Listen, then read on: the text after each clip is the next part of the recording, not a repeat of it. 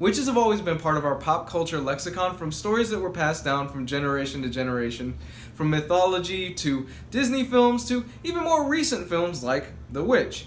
But today we're going to be talking about a different kind of witch. Today we're talking about Scott Snyder and Jock's witches.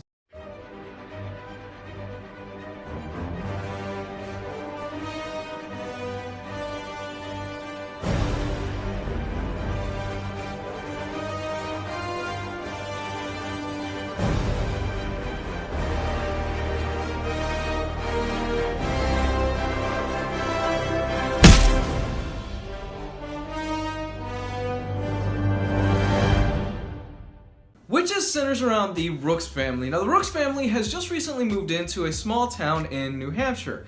Everything seems to be going well. The family has their jobs, the daughter's going to school. However, they are hiding a bit of a secret, especially something involving the daughter. You see, the daughter named Sailor in her previous school was being bullied by this young girl named Annie. Annie would constantly pick on her and make Sailor's life a living hell. So one day, Sailor decides to confront her and Annie goes missing. Word soon gets out that Sailor may or may not have had something to do with the disappearance of Annie, thus the reason why the Rooks family has decided to move. We soon find out that this town is hiding a very deep and mysterious secret, because inside of the woods of this town, there are these beings called witches. Now, these witches aren't your stereotypical toll, boil in trouble, or whatever the crap it was that they used to say in those old Disney animated movies. No, these things are feral and they are really, really hideous. Come to find out, the people in this town end up sacrificing other human beings in what is called a pledge. You pledge somebody and they end up disappearing and you get something back in return. Sailor ends up being pledged and thus we have our story. I'm not gonna give anything else away because there are a lot more twists and turns to this story than I could have predicted. Scott Snyder weaves an interesting tale here as only he can, and if you're a fan of the writer's work, especially in his horror area, this is definitely a book that you need to pick up. Much has been said in the past about Scott Snyder's writing, especially in the area that apparently he can't close the deal, and what I mean by that is that his endings, well, they kind of lack the emotional punch that the first 2/3 have. He's kind of got that Stephen King syndrome where King builds up the first 2/3 of a book and they are awesome, but he really doesn't know how to close things out. I'm of the opinion that I have never really had too big of an issue with Scott Snyder's endings, with the exception of The Wake, where that just felt absolutely rushed.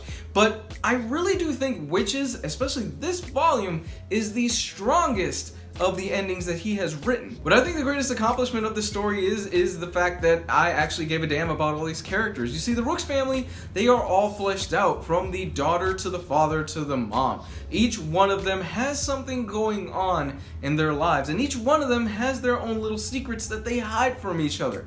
I find that absolutely fascinating because nobody in this world is absolutely 100% honest with everybody. Everybody's got their own little secrets, and this book genuinely is about those little moments, about those little secrets, and about those little things that we hide from people. The art in here is done by Jock. Yes, he just goes by Jock. He's got kind of a Drake Cher thing going on where he just goes by one name. I don't get it, but whatever.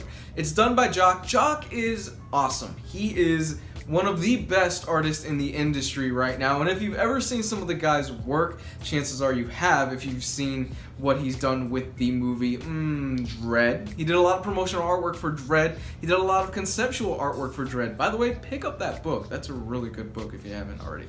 But Jock is phenomenal in this story. The only thing that really hampers it is the coloring. Colors here are handled by Matt Hollingsworth, and stylistically, I don't like it. I don't like the coloring design they went with, and it's not the coloring that's in the panels, or it's not the coloring that's in the characters or anything like that. It's just that they decided to go with this really weird faded bubble look that's just splattered all over pages. Sometimes it just really takes away from Jock's great pencils. It's a bit too much and it's a bit too distracting, and to be honest, it just muddies the image so much to the point where I had trouble making out what the hell I was seeing. Normally a stylistic art choice such as this would not bother me, but it's Jock. It is Jock. He's one of the best artists in the industry, and you decided to throw this weird filter over all of his art and do splotchy stuff all over it, and it looks terrible. At least that's just my 2 cents. I know there are some of you out there that you probably enjoy it and you probably think, well, if it's the tone of the book and things like that, I just don't care for it. It bothered me more than anything else, and it took me out of the story more than anything else, where I'm reading a few pages, everything is going well, and then I turn the page and it's an emotional moment and there's just splotches all over it.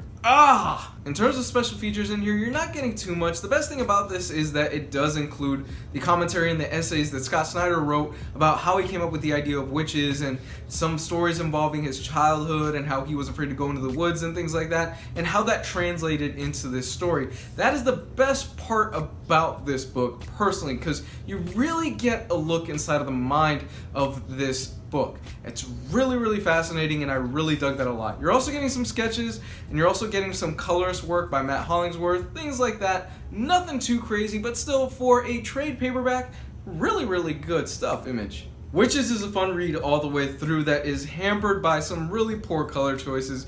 Again, just my 2 cents. I know some of you out there will probably be like, no, you're wrong, the coloring works for the story, da-da-da-da.